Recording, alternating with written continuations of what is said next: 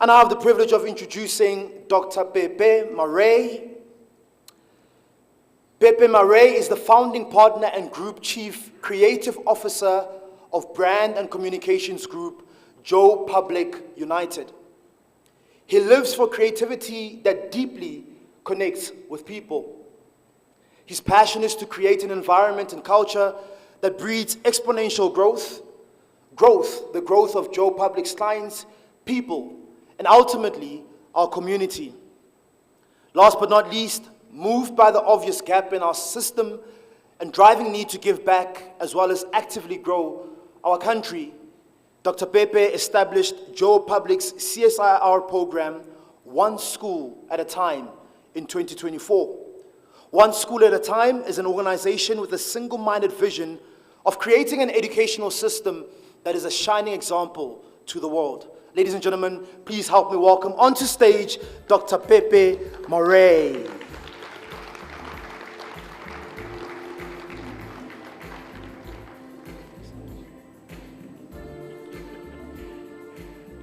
Thank you for the introduction. One School was actually established in 2008, just to correct that. But thank you for the introduction. I've never spoken in front of the audience where you have to do protocols. I mean, it's quite an impressive audience, so I want to try and do that at least, just because I've never done it. So, Honourable Mr. Mayor and Deputy Minister, who I'm assuming is still here, the sponsors, Lizzie from Nedbank, our partner, Joe Public, esteemed guests, and also especially fellow entrepreneurs. I love entrepreneurs. It's an honor for me to be here tonight and just share some of my thinking. I was going to ask, I'm going to be the only presenter that's going to show some slides. And the reason I want to show some slides is if anyone sees anything of value, then just take a picture of it and maybe you'll remember it. It's better than remembering my words. I'm going to try and save some time. I'm going to go as quick as possible. I'm timing it so I don't go over. I'll try and come in at 15 minutes. I was busy finishing my presentation in the back of the room early on. Dr. Tebi spoke about going beyond our borders to grow. I actually want to touch on going within ourselves to grow, which I find fascinating on my journey of 56 years on this planet. And I also often think when there's so much to worry about, before I even get concerned with all this stuff, I always go focus on what I can control. And I can control what's within our business, and I can control how I lead people, and I can control what's within myself. This is, look at me. You promote your book, I'm promoting our business. That is our business logo. You will see that more than the Coca-Cola logo all over the planet. When the Deputy Minister gets to the airport in India, she'll probably see it on her way to the ladies. It will be there. So, but we actually conceived it because we wanted to make advertising that resonates with the man and the woman on the street. So today we're very proud of the work we do for Nedbank's one of them, but also Chicken Licken, one of the famous Township brands. So if you see any Chicken Licken ads, they're made by our business, and I'm very proud of all the brands we work on. I don't want to speak about our brand too much. My clicker is not working. That's going to be there we go. I want to speak about bankruptcy. I think it's a far more interesting subject. We founded the business 26 years ago, 1998, and worked as entrepreneurs do 16, 18 hours a day, 7 days a week to keep our little child alive, bricks and mortar child. I've got the same emotional attachment to our business as I do to my flesh and bone son. There's like a similar emotional connection to this business to keep it alive. 26 years now, but 10 years into business, 2008 recession, the business went under. And the key that unlocked that little journey towards going under actually happened in 2006, because I come from the old South Africa. I joined the new South Africa to get away from my conditioned past, and I had an executive board member who was a racist, white male. I fired him. He went to work for our biggest client, and 3 months later fired us. So integrity only costs you when it costs you half your business. And that was the beginning of the end of Joe Public. But this was the worst thing that could ever happen to us in business, but it was the best thing. So this was a huge lesson for me, that the worst thing in life, outside of death, which I haven't experienced close death, very fortunate that way, but the worst thing that can happen is often the best thing that can happen. Because out of this best thing that happened, I did an audit on my life. And actually, I looked at my life, and I looked at my business, which was suddenly gone. I looked at my relationship with my wife, which was pretty much heading towards the rocks. I looked at my finances. I always wanted to afford a yacht. I couldn't afford a rubber duck. So I looked at my non-profit organization, one school at a time, and it wasn't really creating any impact. So I looked at all these things, and I went on this deep inner journey to discover what's going on, because I started working at the age of 11. I'm from a single mother household, 3 children. My mother was a teacher. Teachers aren't paid well. If ever I had a magic wand, I'll get teachers to pay the same salaries as lawyers, because they raise our future of our country. But my mother was a teacher, so I worked to generate income to help us all to eat. So all of this culminated working very hard from the age of 11, entrepreneur, 10 years into business, bankruptcy. And in that deep dive that I went in my life, very traumatic, Carl Jung actually said it takes a breakdown to have a spiritual breakthrough. I had a huge spiritual breakthrough. And I found at the core of my life, at the core of my essence as a person, I discovered my purpose. So I want to touch very quickly on purpose tonight. So on that date, 12th of January 2007, I found my life's purpose, and it came to me in one word. So the one word that I found, just click in the back as I speak, just check this, the clicker's not working, but I found it as one word. Why that resonated with me is in marketing. We try and define brands and have strategies for brands, and there's only 2 brands in the world that if you had to research them, they're defined by one word. The one is Volvo, defined by safety. The other one is actually a South African brand called Woolworths. They did a study last year, 1,500 samples, 73% of consumers said they stand for quality. Those are the only 2 brands I can find so significant, but we don't have strategies for our own lives. So I took this word that I found at the core of my life, I put it into my life, and everything spectacularly changed. So you can click again, please. So everything changed. There's a beautiful book. If you're into reading, after you bought Tebe's book, which you should, I'm getting mine. I told him I'll get 5, so I'll get 5. But another very, very great book is The Art of Possibility. And in The Art of Possibility, they speak of the 2 cities that we choose to live in. The one city is called scarcity, and the other city is called generosity. So I moved overnight from a city called scarcity to generosity, and my life changed significantly.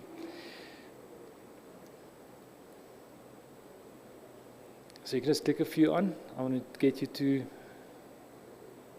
this model that I built. Just put the model, just carry on. My life changed. I had capital flow into my life for the first time. My health returned. My relationship got fixed. Everything just started going like this because I changed my way of being. I stopped serving myself and I started stepping into service of others. Phenomenal insight. So if you go to the next slide, I want to see if this thing works again. So this is what I want to share with you tonight as fellow entrepreneurs. We are all human. We often say, I'm only human, don't put the blame on me. And the human is about your human name that gets given to you by, if you're fortunate enough, your parents. And it's about what you do, and it's about pretty much serving yourself. And there's nothing wrong with serving yourself. I flew back from Cape Town last night. As you fly, they say, in the unlikely event that the plane goes down, the mask will come down, put it on your own face first. So serving yourself is a noble thing to do. You have to be sustainable first. There's nothing wrong with it. But it's only 50% of what's available to you as an entrepreneur and as a human. Because on the other side of this model is what we call human beings. So just go one back, please. So on the other side of this model is this thing called the being.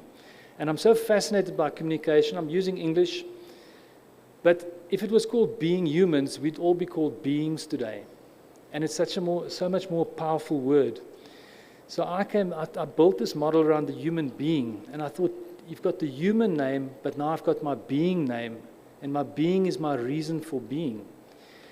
And where I used to base everything on my doing in order to have more, chasing happiness, in the end, I started building everything in my life on being, just focusing on what is my reason for being in this moment. And then doing everything based on my being. And from the moment I started living like that, I started having everything I ever wanted. So I asked the question, click to the next one. I asked the question, and this is quite a while ago, this was 2009. I wondered if the normal approach to business is not the human way. So we go into businesses to make money. So we have a passion to do something. So ours was to make creativity. But we do it to make money. So that's the normal approach to business. So if you can click again. So approach to business is all about the human approach. It's all about self-serving. It's all about doing something in order to create capital for ourselves. And I found that this normal way of operating actually led me to bankruptcy. So that was the original approach to business. My intention is to make money through doing what I do, which is advertising. So it was just a fascinating insight. But businesses are, in my belief, business beings. As much as we are human beings, they are business beings. They're not just businesses. They've got spirits. They've got a culture. They've got something at their core. And when you tap into that thing, it's actually unbelievable how much more powerful the business becomes. So what I did with our business, I actually went on this drive to find out what is the being, what is at the core of this business. Just click again, please. My clicker is not working. And what I discovered is why the business exists. So pre this discovery, it was a bankrupt business, no capital. Post this discovery, we rebuilt this business on purpose. We went and figured out why does it exist, beyond profit and beyond product. And it's a very, very interesting question to ask. So the one word we found at the core of our business, and I challenge every entrepreneur in the room to potentially, if you're interested in this approach, to start thinking about what is at the core of your business. You would think a creative business, the one word at its core would be creativity. It wasn't. It was growth. And when we defined what growth means, if you can click again, our business's purpose, why it exists, is to serve the growth of our people first and foremost, our clients, and our country. And based on this purpose, when we were approached by an international brand to buy us in 2020, Accenture, we refused because we would negate our purpose, which is to serve the growth of our country. We would be 100% owned, like SAB, by international, and that negated our purpose. So we made the call not to sell our business, and I'm so grateful for that because today we are the number one in Africa in our industry, 100% owned by this country, 64% black owned, which I'm extremely proud of. The through, thank you. Very important, that's the intention.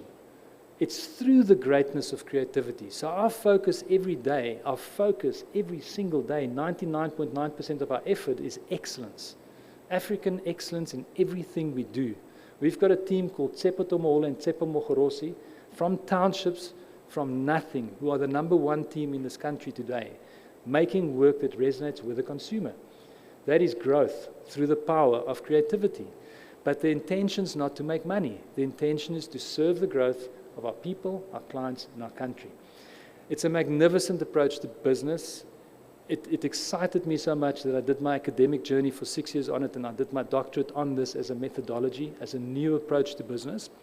And as I finish off, just click two more. I just want to share a few things to consider. Nature.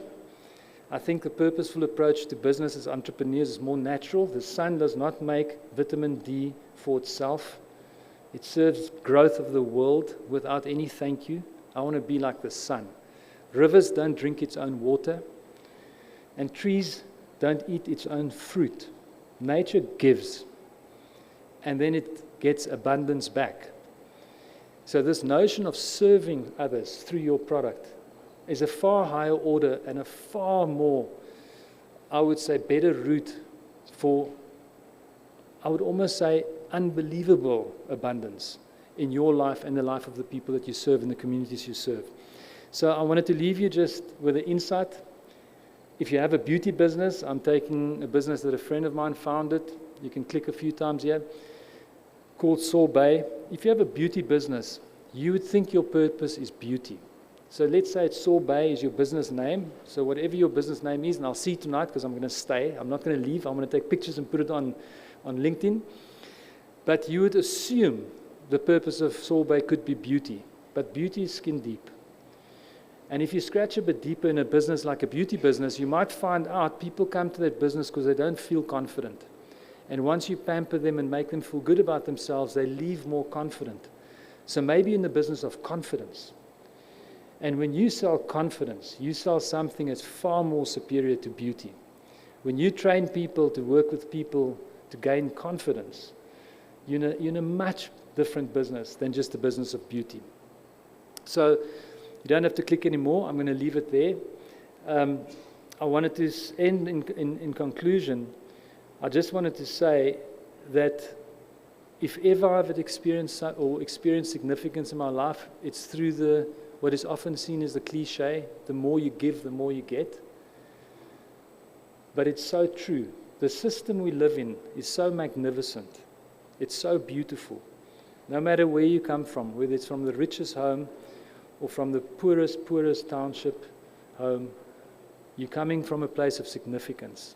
And when you tap into your purpose and you step into service, and you do that without wanting to receive anything, like I believe Bulelani is doing here, you will really make a significant impact on this continent of ours.